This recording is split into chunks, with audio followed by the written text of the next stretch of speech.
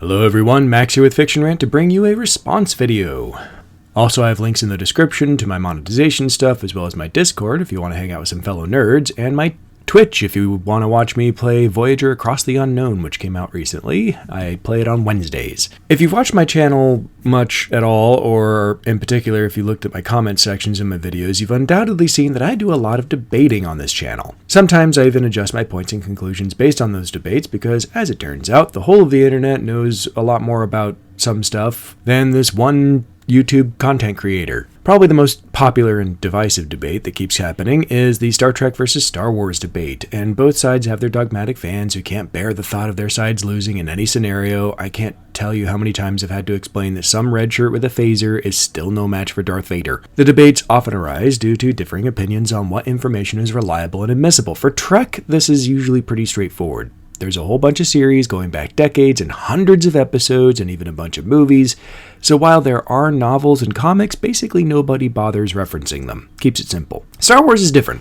It's wildly popular, of course, but for almost 20 years between Return of the Jedi and Phantom Menace, we got basically nothing on screen. Technically, we got stuff like Caravan of Courage, but oddly enough, that didn't really scratch the itch.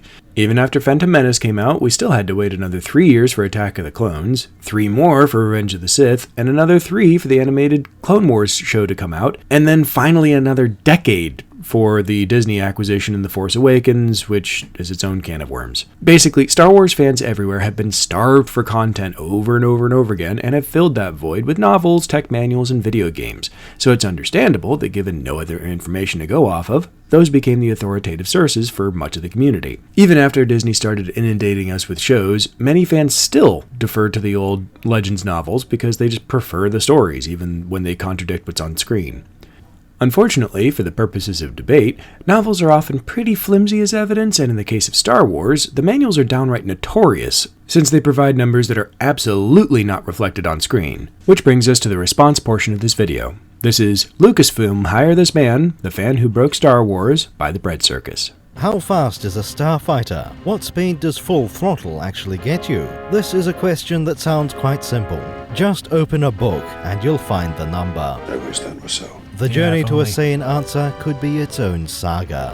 There will be conflict along the way, but when it's over, we shall have knowledge. Not just the official numbers, but a reason for them. We'll know why starfighters have to be this speed. Our first hurdle is that of context. Where are the starfighters when you measure them? Flying inside a giant battle station? Looping around capital ships at the edge of space? Inside the atmosphere of Bespin? All of these might produce different numbers. Yeah, so that's one of the things that gets brought up a lot is if you look at like A New Hope, the X-Wings getting to the Death Star from Yavin, that had to be pretty dang quick because they had a lot of ground to cover very, very quickly because the Death Star was almost on top of them. But then they get up to the Death Star and there's no way you can claim that they're doing hundreds of thousands of kph when they're that close to the Death Star because it's just not moving by that fast. What's the solution? They slow down a lot. They even have their S-foils lock into position so that from their cruising configuration to their combat configuration because they slow down a lot. Combat speed and cruising speed are not the same thing. Type of atmosphere and altitude can really change things. For the moment, let's keep it simple. We have 2 environments, space and atmosphere. Let's understand those 2 before we complicate things. First, we'll tackle deep space. This should be nice and simple. There is no environment. Ship speed will be determined by the ship itself. Yeah, except Star Wars likes to do goofy stuff with their space, and it's like, oh yes, this is the vacuum of space, where Han, Leia, and Chewie can just step out of the ship into what they think is vacuum. Turns out to be the inside of a giant worm. With no suits on, just a breath mask, and it's perfectly fine, because that's not at all how it works, but it works in Star Wars. Whatever. How heavy is it, and how powerful are the engines? I'm talking about the big Corellian ships now. Those are the only factors you need to know. It's not that simple in Star Wars, unfortunately. This galaxy doesn't follow the same laws of physics. In the real world, it's very simple. Yeah, that's honestly something that really... It basically, if you're doing particularly versus matchup type stuff like I do on this channel all the time, this universe behaves by a different set of physics basically just shut down the entire discussion, because if you can't actually judge anything based on similar rules, then what are you even talking about? If gravity isn't gravity, if F equals ma is true in one universe and not true at all in another universe, then what are you even talking about? You have to set some kind of basis for anything if you want to discuss it at all. And you can just shut it down with, well, the physics are different, but where's the fun in that? That just kind of misses the point.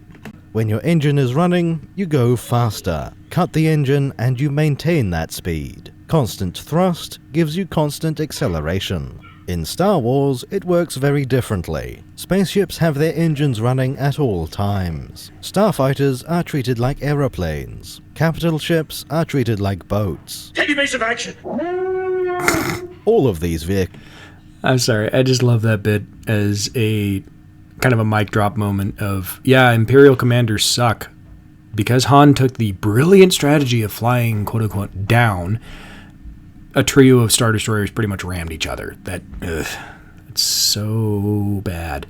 Vehicles travel with the engine running. They experience considerable drag. If the engine stops, the vessel will slow down and stop. Constant thrust will maintain a constant speed. Because friction. That's also how it works in Star Wars. A ship accelerates until it reaches a top speed. The engines stay on to maintain that speed. Let's look at our first bit of evidence. This is a sketchbook from 1983. Inside, we have a chart laying out starfighter speeds. There are several things to notice here. First of all, the mention of top speed. That confirms we aren't dealing with Newtonian physics. We already figured that out, but now we know for certain. The reason why...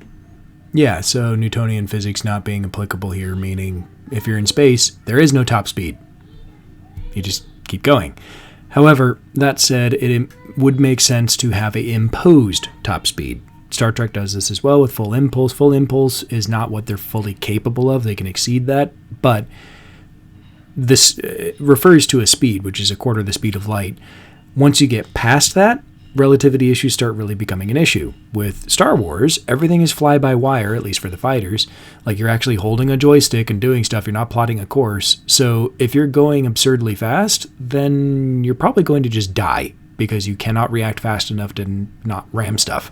It's fine for really long distance point A to point B stuff, for like attacking the Death Star, but for actually maneuvering around near the surface of the Death Star, if you're doing 1,000,000 miles an hour and twitch the wrong way, you just collided with the Death Star, you're covering ground so fast you literally can't fix mistakes, and that's not good.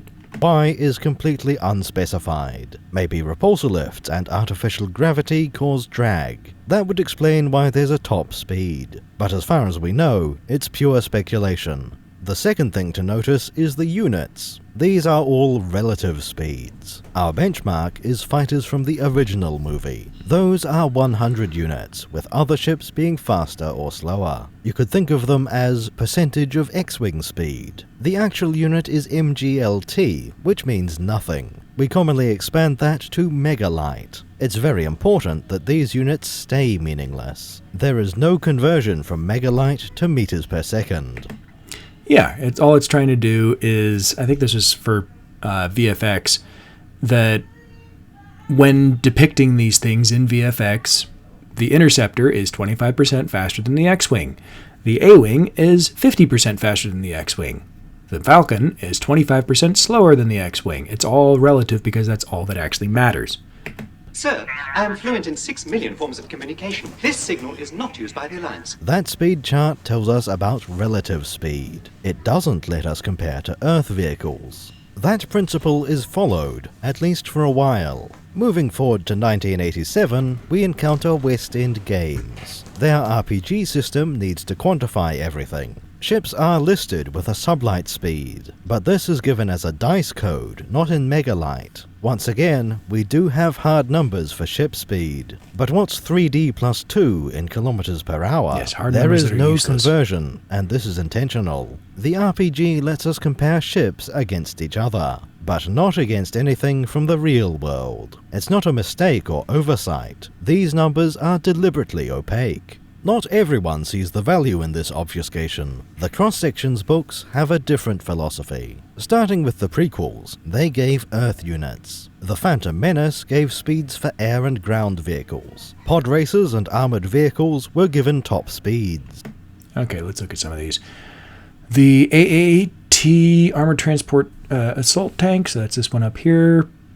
55 kph, 35 miles an hour. That's pretty comparable to a tank. Sebulba's Pod Racer and Anakin's Pod Racer, 829, 515 miles an hour, and 947 kph, 588 mph. Yeah, that's freaking fast. I just I love the fact that most of the pod racers don't actually have an enclosed cockpit as well, so it's just little Anakin with goggles, and he's taking debris and sand and stuff at 588 miles an hour to the face and just gets a little dirty. He's a tough kid. What is this? 587 car. Oh, okay. This must be the landing ships that the droid army used. 587 kph, 365 miles an hour. Okay, so not super fast, able to get around. That's like jumbo jet speed for moving around stuff. That's fine. And 35 kph, 22 miles an hour. Oh, that's the troop carriers. So, yeah, slower than the tank, but still able to get around and transport battle droids. Spacecraft had no such information given. The next two books are quite different. These ones give atmospheric speed for spaceships. Hey. More on that point later. They also list acceleration values for spaceflight. This shows an assumption of Newtonian physics. If we follow the movies, that doesn't make sense. Because, yeah, the acceleration figure would seem to imply that you can accelerate at that rate forever, except that they have a top speed in space because they don't just keep getting faster and faster and faster. So what's going on? As the sketchbook noted, starfighters have a top speed. In real physics, acceleration is what engines are for. A ship that can pull more Gs is faster. But if your ships have a top speed, that's just as important. Acceleration is just how long it takes to reach top speed. That could be seconds, or it could be days. But either way, the top speed is essential data. Yeah, so it makes a big difference, the size of your ship. If you have a given size of an engine, then an F-16 will be a lot faster than a jumbo jet for the same amount of thrust. There's just a lot less aircraft to move around. Also, the F-16 has a lot less wingspan and such, so it's a lot faster to turn because you're not having to get all that air out of the way as you're rotating the wings around. Something like an aircraft carrier has way more power than F-16. It's nuclear powered, but it also has so much inertia that actually getting up to top speed or turning or anything will take ages by comparison. You can turn on a dime in an F-16.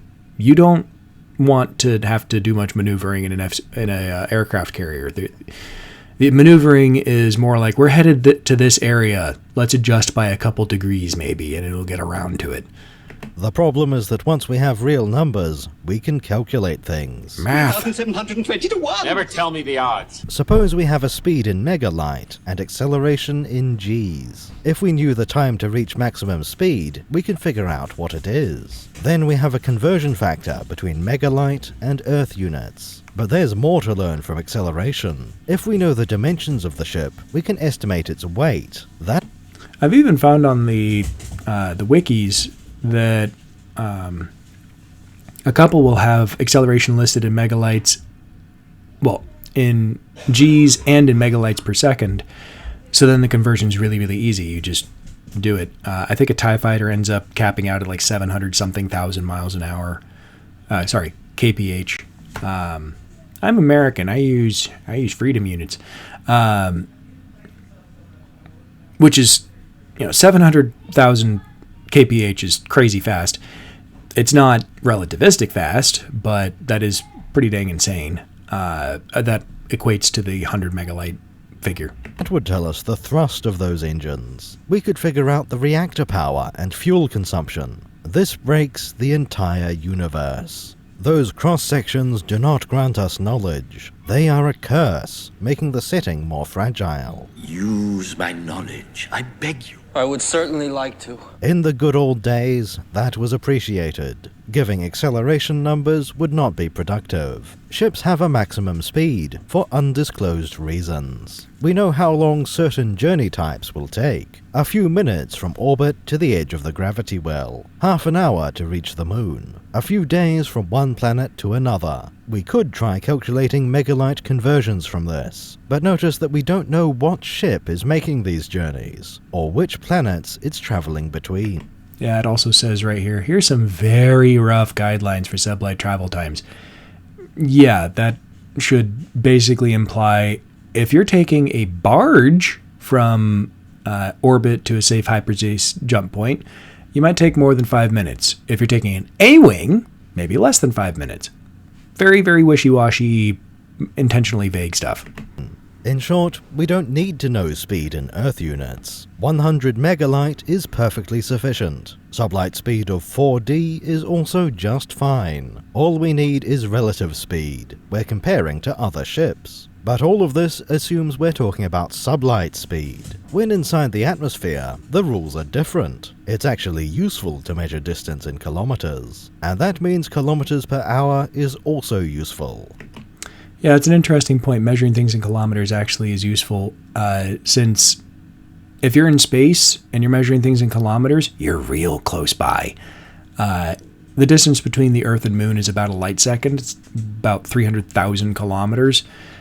That gets real cumbersome real quick. That's just between Earth and its own moon. The distance between here and Jupiter is millions of kilometers, and if you want to get out of the solar system, you're talking millions and millions and millions of kilometers. It gets real cumbersome really, really fast. That's why you end up talking about light seconds and things like that. It's how long it takes light to travel, how far light travels in 1 second.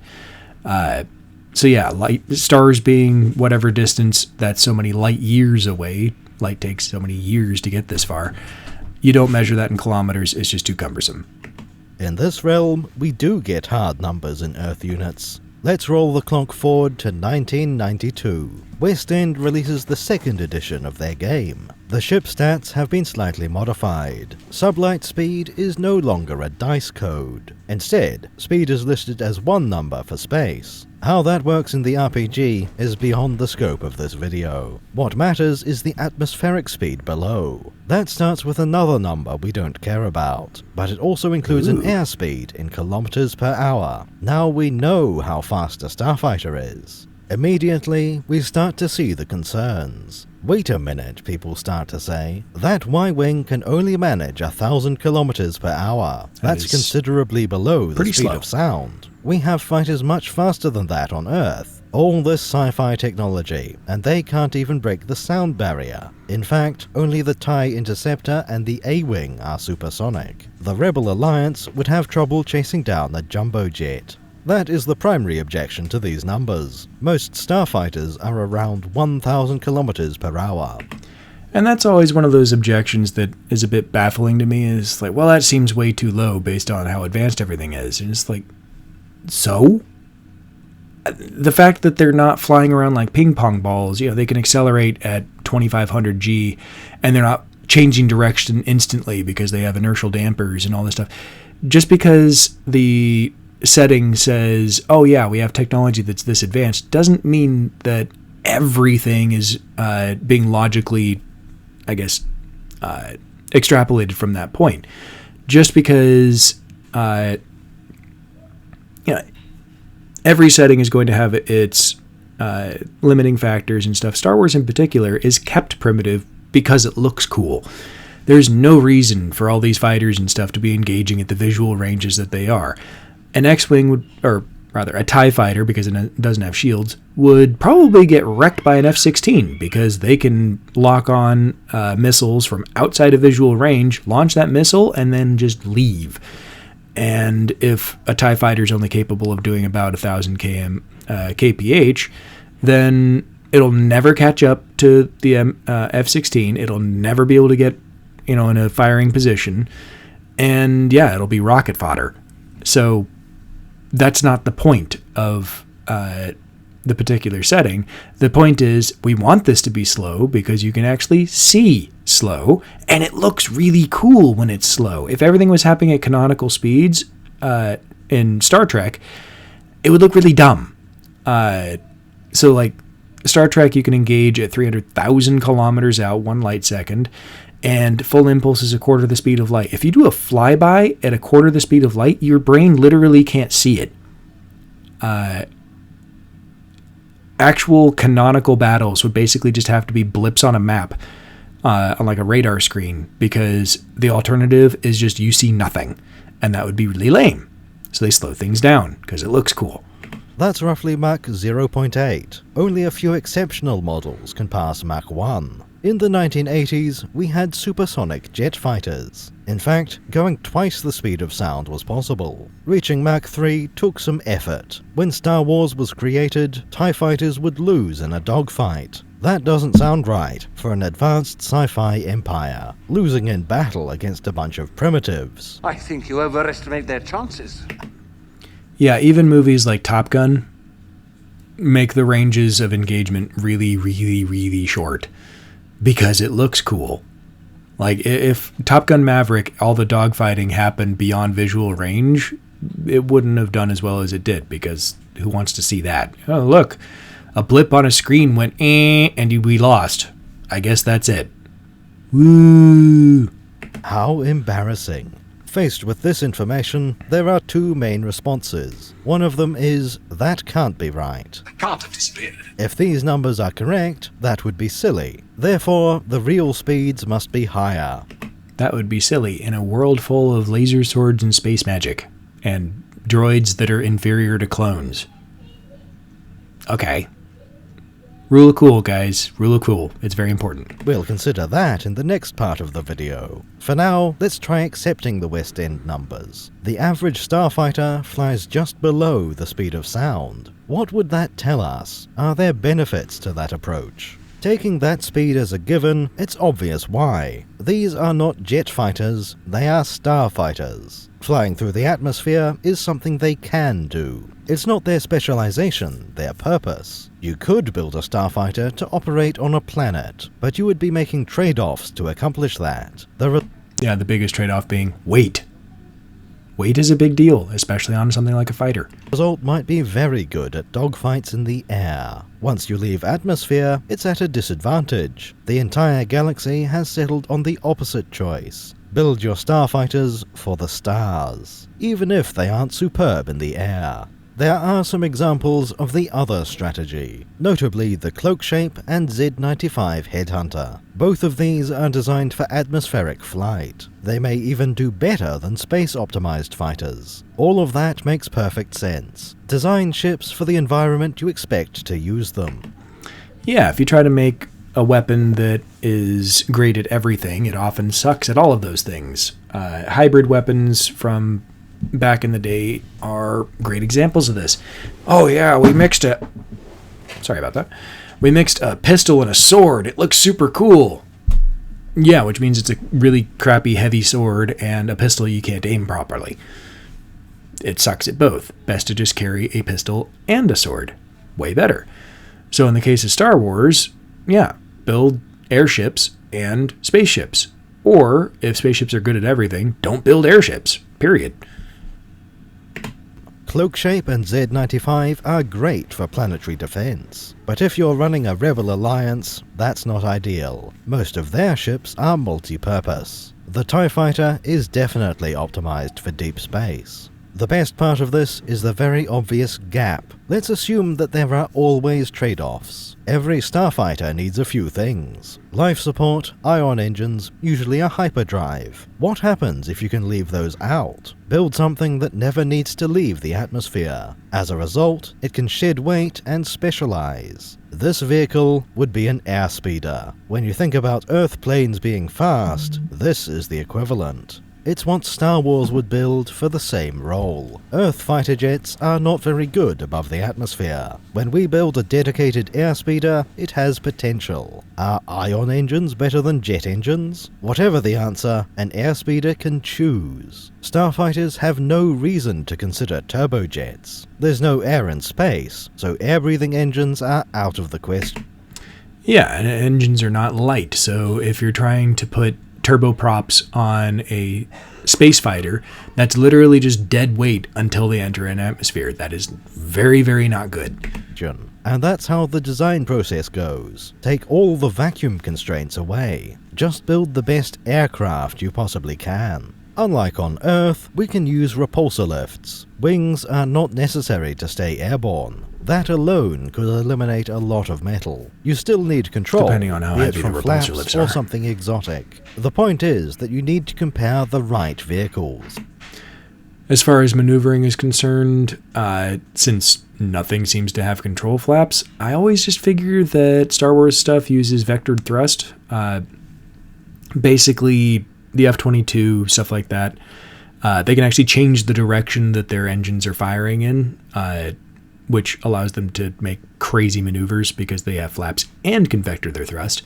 So I always figure that TIE fighters, X-Wings, whatever, because they have multiple engines on them, they can apply more or less power to each of those, which allows them to turn.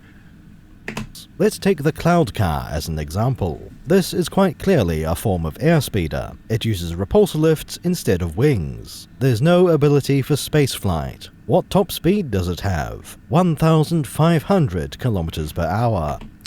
Which is way faster than an X-Wing in atmosphere and makes sense because this is a relatively aerodynamic shape. X-Wing, less so. Millennium Falcon, very much less so. Considerably faster than starfighters. In fact, for an aeroplane, that's still pretty good. It's roughly Mach 1.2. Oh yeah, nice and pointy for going through air. Big blunt surface that will just... man, the Falcon doing any kind of speed would just be deafening in atmosphere. All of this just buffeting. Think of like a metal shed in a windstorm. Just... roar. Firmly supersonic. Proof of concept, but not the pinnacle. The V-Wing Airspeeder is another great example. This one is a purpose-built combat aircraft. Its combat speed is listed as only 1,000 kilometers per hour. However, maximum speed is 1,400.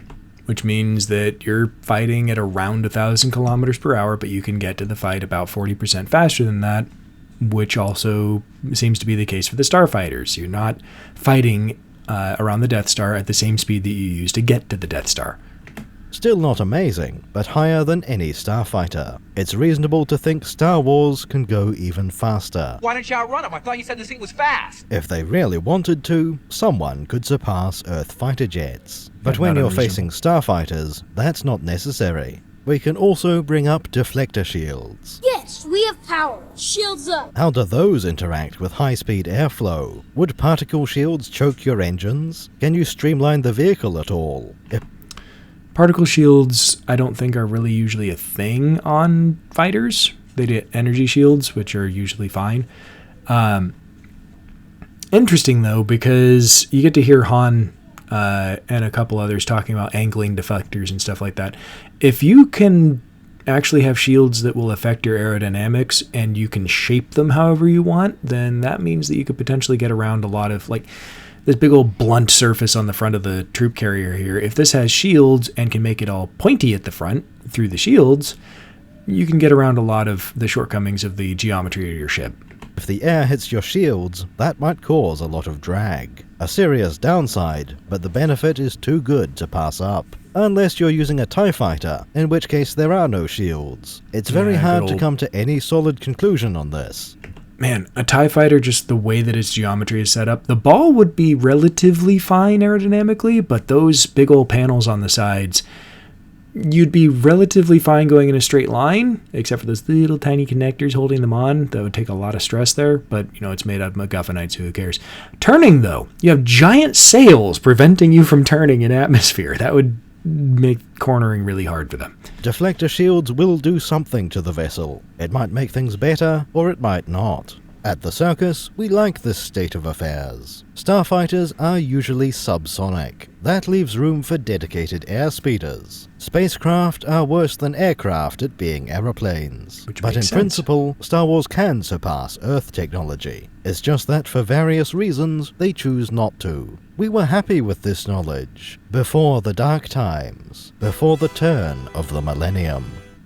Perhaps you're in the market for a new starfighter. It's not a decision to be made lightly. What took us so long? I couldn't find a speeder that I really liked. This choice could shape the future of your organization. If only you had software to keep track of all this information. You and I can rule the galaxy. Make things the way we want them to be. Allow us to introduce Odoo, an all-in-one business management solution. Odoo has 45 open source applications for you. These tools are all part of a single platform. Your data and operations will be centralized. Now you can keep track of the A-Wing and B-Wing projects. Make sure Admiral Akbar hasn't missed his deadlines. Princess Leia is wondering about Master Luke. He hasn't come back yet. These tools are seamlessly integrated with each other. The Starfighter project moves from R&D to manufacturing. You switch application, and the details are already available. In the past, your organization might be a pitiful band. Now it's grown into a proper alliance. As you scale up operations, Odoo grows with you. New applications can be added when you need them.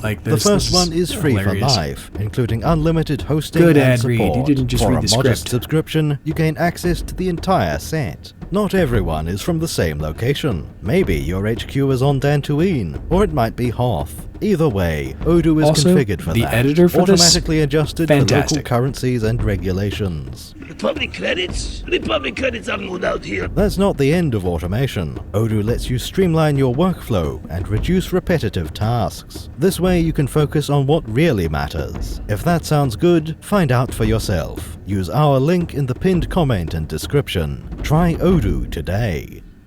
Alright, back to As it. the prequels were being released, so were some new books. This included 4 entries in a series of cross-sections. And they're The first beautiful. 2 were absolutely fine. They had useful information. Overall, an excellent product. These covered the original trilogy and The Phantom Menace. The author was David West Reynolds. I had drawn a cutaway lightsaber when I was 13 years old. I went and dug that up in my files.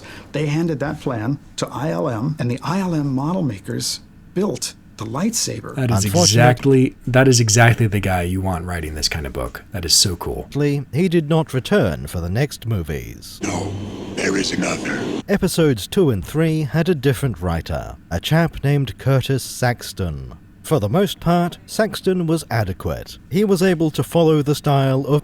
I'm sorry. Status uncontained, threat level black, class key. Alright.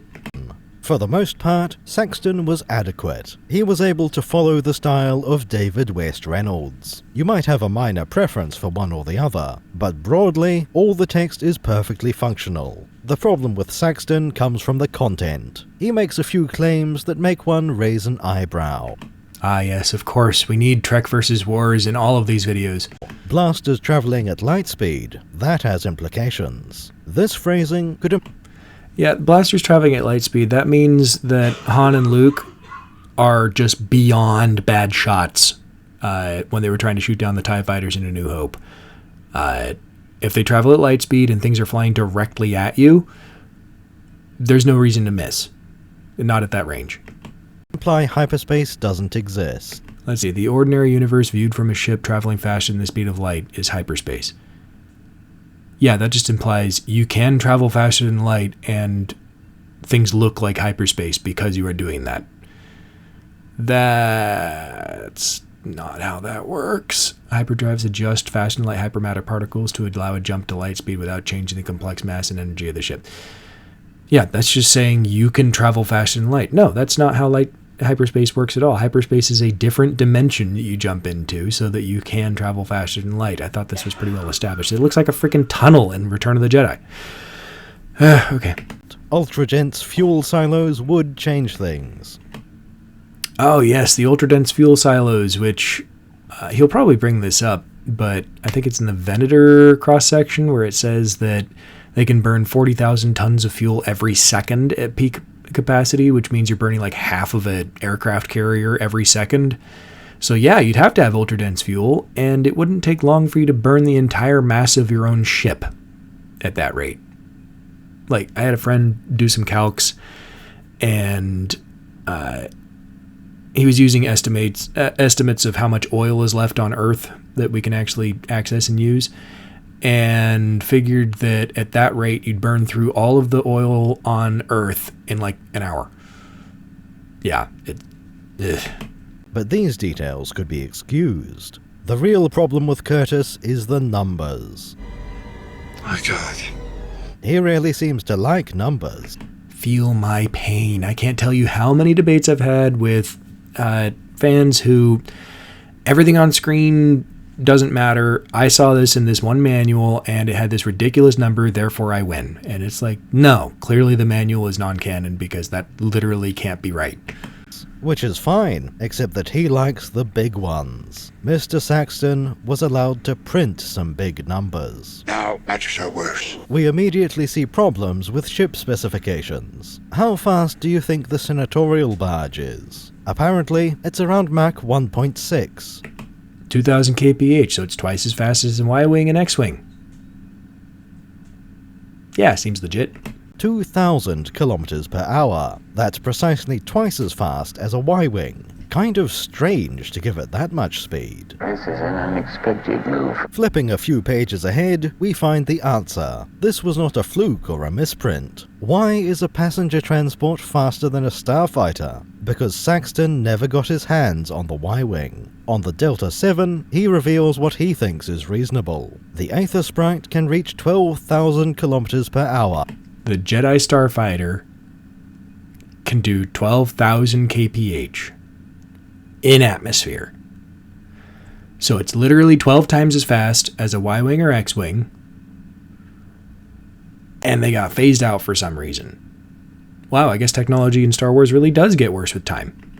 That's just below Mach 10. An aircraft that flies 10 times the speed of sound. It's also 12 times faster than the Y-wing. The Delta 7 looks pretty fast, but not that fast. This same idea carries over to most of the book. That needle-shaped Naboo yacht, 8,000 kilometers per hour, which is to say, Mach 6.5. How about the escape ship of Count Dooku, 1,000 miles per hour, Mach 1.3. Geonosian starfighters are by far the quickest. How fast do you reckon, Obi-Wan? Over 20,000. 20,000 kilometers per hour. That's 16 times the speed of sound. And these got phased out because I guess everyone wanted to just take things down a notch. Yeah, that must be canon. We do not see this performance in the movies. Yeah, Mach 16, you wouldn't see them. You would maybe see a bit of motion blur. You would be able to make out zero details on the actual aircraft. There is only one exception in the book. Slave 1 is much slower than the others. Oh wait, but I thought that was just the fire spray attack ship or Boba Fett or Jango Fett's ship. You can't call it Slave 1 anymore because wording. Its maximum airspeed is 1,000 kilometers per hour. Why would this ship be so different? Because we already knew something about it. Slave 1 is as fast as an Alliance Y-wing. Saxton had no control over this fact. This is outrageous. So it's in the same manual. He has the Jedi Starfighter be literally 20 times faster than Slave 1, and somehow Jango is able to keep up with Obi-Wan in the asteroid field in Attack of the Clones. Okay. It's unfair. He also didn't get to establish how fast a Y-wing is. There was no reason for him to mention them in the book. That means he can't retcon the speed to his liking. That's why Slave 1 has a normal West End speed. Things do not improve in the Episode 3 cross-sections. It opens with another of those big numbers. Hey, there it is. Main reactor annihilates up to 40,000 tons of fuel per second at maximum power, so it's burning half an aircraft carrier every second. No, it's not. Venator's burning 40,000 tons of fuel per second. On the bright side, we no longer have weapon energies. Episode 2 was full of megajoules and gigatons. These are, broadly, 12 quad turbo laser turrets, 200 gigatons per shot. Over here on the acclimator. So I guess they just dial that down to about 1% power at all times, because otherwise a 200 gigaton shot, I believe that the blast radius from a 200 gigaton explosion would be like the size of France. So no, they don't hit that hard. Ever. Speaking, not accurate. The only reason you'd want these numbers is for internet fights. My blockade runner can totally beat your Enterprise. Which is why numbers like this are not ever good enough for me. I have to actually see something on screen and I'll go off of that. That's how these debates always end up being, at least for me. I try to go as much as possible off of what is shown on screen, because what is shown in books is often BS. In those cases, you would thank Saxton for his big numbers. You open his book and point at the big number. The other guy admits that number is big, and you are victorious. But which is like the lamest way to win anything. It's like, well, I wrote it this way, therefore it's true. And it's like, okay. Yeah, no arguing with the god of this world. The better solution is to avoid those situations. You can't win, but there are alternatives to fighting. Some of us don't want to see Princess Leia in a fistfight with Captain Kirk. Unfortunately... Okay, that would be objectively hilarious, but, I mean, only if Captain Kirk, overreacts to everything and Princess Leia is very quippy. The weapons are the only improvement. Saxton has not changed his mind on airspeed. The Arc 170 is listed at 44,000 kilometers an hour. That's just under Mach 36. The Alpha 3 Nimbus is even worse, 52,000. That would be Mach 42. Oddly, the Eta 2 Actus is much slower, only 15,000 kilometers per hour. Only? It's a little faster than the Delta 7, Mach 12 instead of only Mach 10. Droid vessels are back to his usual tricks. The Tri-Fighter can reach 37,000 kilometers per hour, a nice round Mach 30. Which means that an X-Wing would get totally wrecked by a Tri-Fighter, so it makes total sense that the Empire decided to go with TIE Fighters, which are far slower, and require personnel that are trained and can't just be manufactured in mass. The HMP gunship is almost as fast as the Actus, 14.2 thousand kph, 11.6 times the speed of sound. The Invisible Hand and Theta shuttle are slower again, only 2,000 kilometers per hour, twice as fast. I'm sorry. The modified Providence class carrier/destroyer can go twice as fast as a Y-Wing. I guess you're never attacking it with anything because you just can't keep up. Sorry. Fast as a Y-Wing, Mach 1.6. Technically, the escape pods have the biggest numbers. These are 40 and 70,000 kph. Unfortunately, the people inside those escape pods are paste. But since these are hell pods, it's more plausible. They don't need to fight at those speeds. The real peak is when we visit Utapau. Those escape pods don't look so fast anymore. The local P-38 is the second fastest vehicle, 61,000 kilometers per hour. This is getting ridiculous. But also, if you were going that fast, if you flinched, then you'd either be in orbit or buried in the ground. That you would have zero time to do anything at that speed in an atmosphere. Also, you just have this nimbus of fire around you at all times as the air is literally igniting from the friction. Whatever.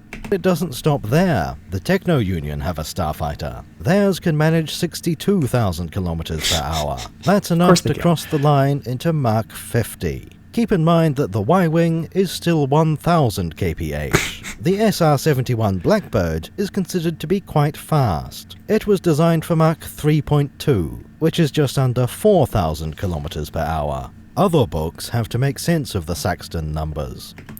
So there's a axiom, I've came across a collection of wisdom from the military, and one of them was, you've never been lost till you've been lost at Mach 3. Apply that to Mach 50. Yeah, you've left...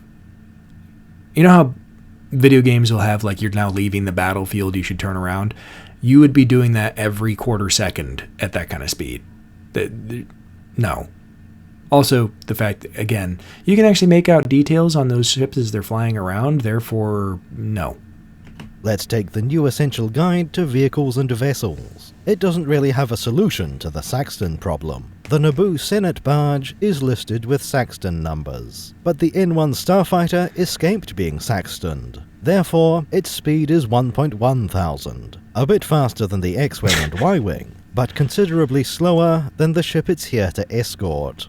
Which doesn't make any sense. Again. This pattern runs through the entire book. Looking at the X-Wing, we find exactly what we expect. The same speed established by West End games. Moving over to the A-Wing, it's the same story, precisely the speed it's always had. The description talks about how incredibly fast the A-Wing is. Then just a few pages away, we have the Aether Sprite. 10,000? Which uses Saxton numbers, so it's 10 times faster. The speed is not emphasized as being at all remarkable. You could say the A-Wing. Yes, but the A-Wing is so fast at about 10% of that speed. Is about sublight speed, not atmospheric, but the A-Wing is listed with 5,100 Gs. The Delta 7 has a flat 5,000, and the Actis gets 5,200. We cannot accept both sets of numbers. Nobody would build a fighter that can't break the sound barrier. What if your opponent happens to hit Mach 50? You couldn't sell a starfighter with original trilogy speeds, not in Saxton's universe. If it's a fast ship. Why would Jango Fett accept a subsonic vessel? It's only as fast as a Y-Wing. But Padme gets one ship that's twice as fast, and another that's 8 times faster than Slave 1. That Techno-Union Interceptor, 62 times faster than a fire spray. Curtis Saxton broke the universe, fixing it. And Lucasfilm let him do it, which is another reason why anytime I hear something like, well, in this one Legends novel, it's like, I don't care. George Lucas didn't write it, therefore it's dubiously canon at best.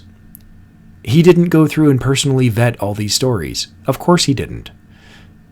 There's so many of them he probably couldn't. There's a lot. And I'm not unsympathetic to people reaching for these kind of things, because I love Star Wars too. I love a lot of Legend stories, a lot more than I'd love the sequels for sure. I even like some of the stories more than I like the prequels. Sorry, I was born before they came out. I grew up with the original trilogy first. Sorry.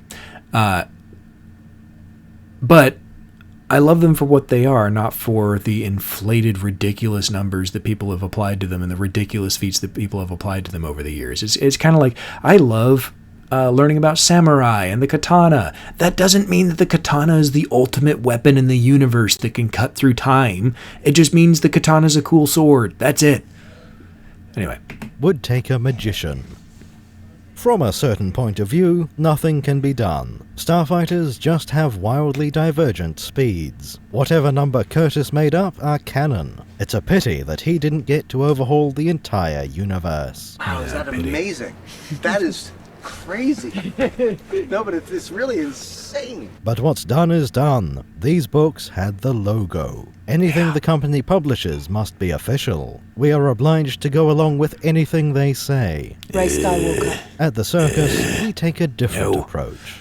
We know that Saxton is wrong, because his numbers don't line up. They aren't compatible with the established lore. But that doesn't solve the issue. How fast should a Delta 7 be able to fly? We could just make up a sensible number. But then you'd be guilty of the exact same thing that Saxton did.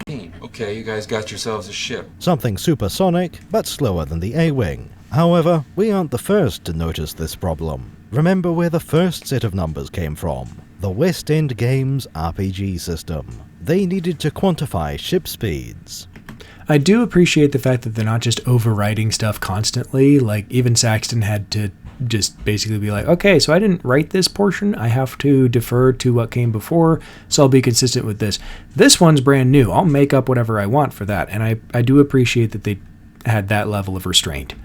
Well, we can do the same thing again. The prequel era had an RPG system of its own. the one created by Wizards of the Coast. They also noticed that something wasn't right with these numbers. Why take a Mark 1 ship when you could get a Mark 50 model? To fix this obvious problem, they normalized the speeds. Now you don't need to think about fighters at 12,000 kilometers per hour. That flies 10 times the speed of sound. The idea is a joke. There are no such starfighters. But maybe you could build a very fast airspeeder. Let's take a look at what they did. The first example we saw was the Naboo senatorial barge. It was listed as 2,000 kilometers per hour. We don't have any stats for that ship in particular. However, several vessels had that same airspeed. We do have stats for the Theta-class shuttle. That one can now reach 825 kilometers per hour, less than half the speed Saxton gave it. We can assume anything else listed at 2,000 is now 825.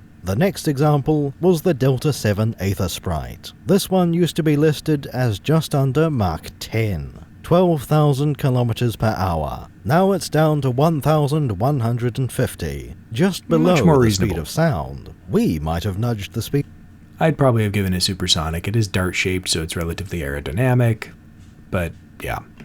Speed up slightly more, at least let it cross the sound barrier. This speed is identical to several other starfighters, the Z-95 Headhunter and the V-19 Torrent. It's also close to the Naboo N1. Again, we might have adjusted the numbers slightly, but at least we agree on how many digits long. Yeah, right. We then encountered the Geonosian starfighter. This used to reach 20,000 kilometers per hour. Even Master Yoda doesn't have a speed capabilities that high. Wizards of the Coast reduced that to 1/16th, now only 1,250, over the sound barrier by the narrowest of narrow margins. The Nantex class remains one of the fastest starfighters. In fact, it's arguably doing better now. 20k isn't so impressive when others are doing 60k, but if you're supersonic and nobody else is, that's something to boast about. Moving on to Revenge of the Sith. This is where things are turned completely upside down. Saxton was clearly not satisfied with his last book. There were some big numbers, but not nearly big enough. 12 and 20,000 aren't all that big, but he was constrained to plausible development. The Actus is an iteration upon the Aether Sprite. It's only plausible to nudge the airspeed up a little bit, from 12,000 to 15,000, though we do have to question why the Delta 7 was so slow. Other starfighters can manage 60,000. How are you only capable of 12? Yeah, especially because the Jedi are the ones that are supposed to have the reflexes and stuff to be able to handle those higher speeds. If the droid fighters were literally 4 times as fast, that's a problem. Wizards of the Coast thought differently. They brought the Actus from 15,000 to 1,500. This is the same speed as a cloud car. That also makes the Actus one of the fastest ships in the galaxy, considerably beyond the Delta 7 and the A-Wing. Which makes sense because they were specifically for the Jedi. Most people can't react with the speed of a Jedi. That's the most debatable choice of all. The Actus doesn't look anywhere near as streamlined as the Delta 7. We would prefer to give it a lower atmospheric speed. Then, to make up for it, maybe faster sublight engines. But that is a topic for a brief analysis. Next, we have a couple of ships that used to be faster, the Alpha 3 Nimbus V-Wing and the Techno-Union Mankvim 814. These are capable of 52 and 62,000 respectively. Wizards gave both of them exactly the same speed, 1,450 kph, just a tiny bit slower than the Actus. That seems like a fair enough choice. Saxton made both of these absurdly fast. The RPG keeps that idea, but puts them both somewhere reasonable. Better than the A-Wing, worse than the Actus. Not a I mean, bombers that are faster than A-Wings? That's pretty quick.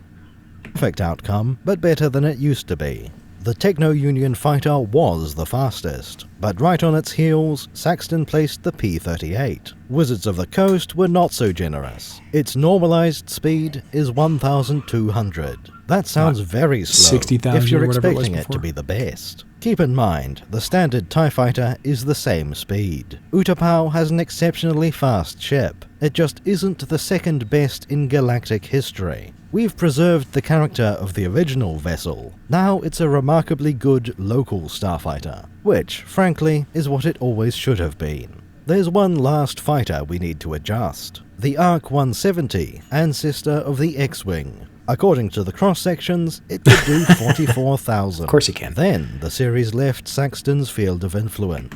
So 44,000, making it only about 44 times as fast as the X-Wing that replaced it. All right. Suddenly, Incom forgot how to make a fast starfighter. The Z-95 and X-Wing were as fast as Star Wars ships. The prequel RPG fixes that inconsistency. It gives the Arc 170 a speed of 1,050. That number might seem slightly familiar, because it's exactly the speed of an X-Wing. We should point out that the other ancestor is the Z-95. It has always been 1,150 kph, the same speed given to the Delta 7 and V-19. It does make some sense that the Headhunter would have an advantage. The Arc 170 and the X-Wing are starships. They have their own hyperdrives. Deep space combat is expected, whereas the Z-95 is built for atmosphere. Airspeed peaking here is quite reasonable. While we're on the topic of ships designed for atmosphere, let's cover one possible objection. These are spaceships. They need to reach escape velocity. How could a starship be slow at flying? So this is something that people don't understand. The reason... So, getting into space, we have to do it by going really, really fast. It depends on what you're trying to do.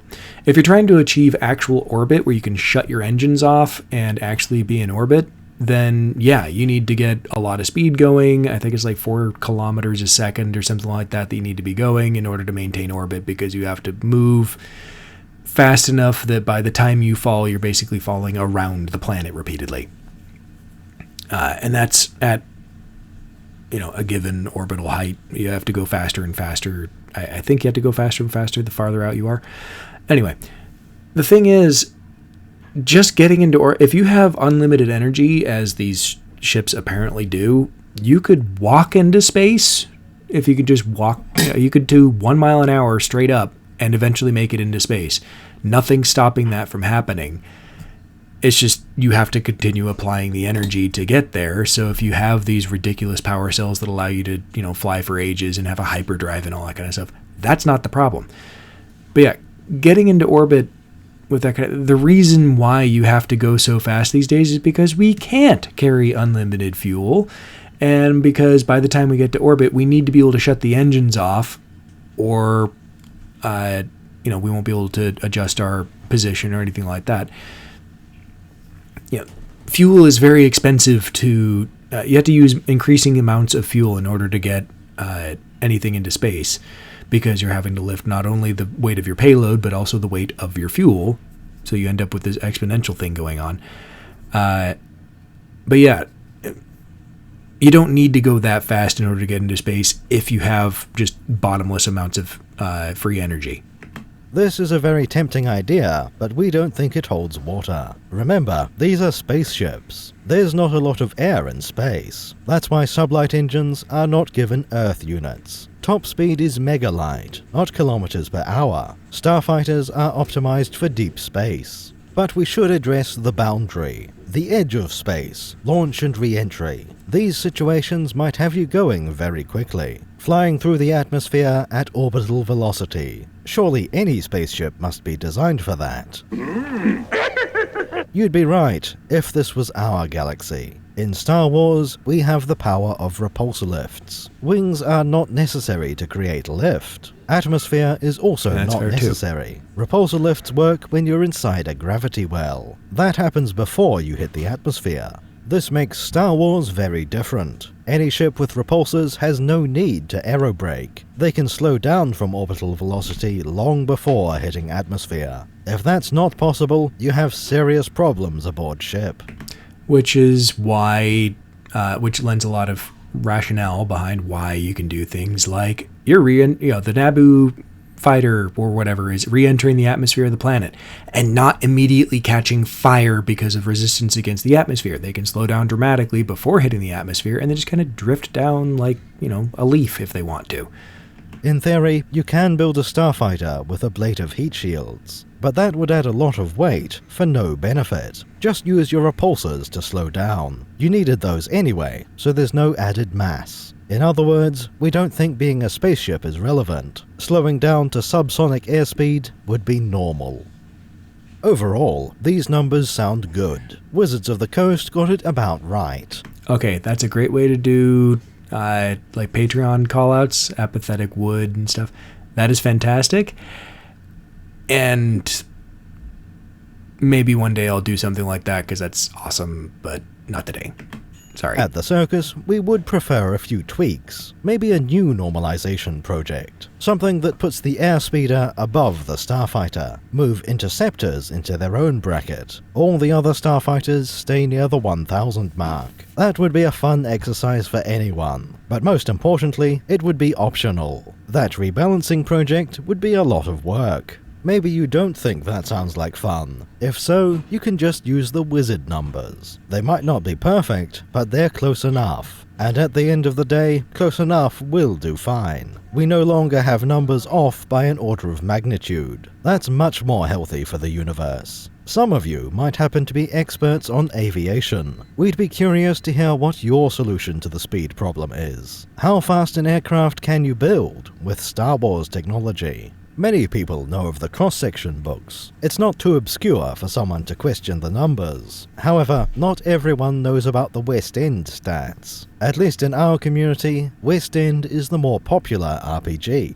so even fewer people know the Wizards of the Coast numbers. We hope you found this interesting and informative. If you already knew, now you have a link to send the uninitiated. Maybe you noticed we've upgraded our backer credits segment, that it's looking a little more three-dimensional perhaps. We've created a trench run simulation, and you can be part of it. Thank you for making it to the end of the video. We'll see you in the next one.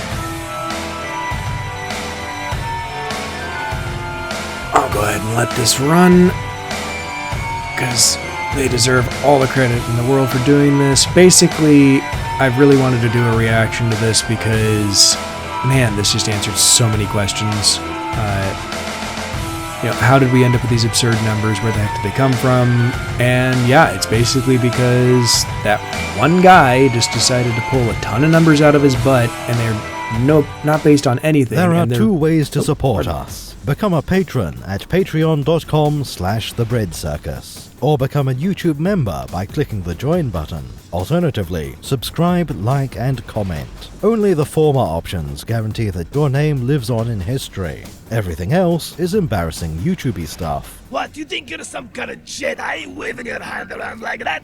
I'm a Toydarian. My tricks don't work on me. Only money. No money, no parts, no deal.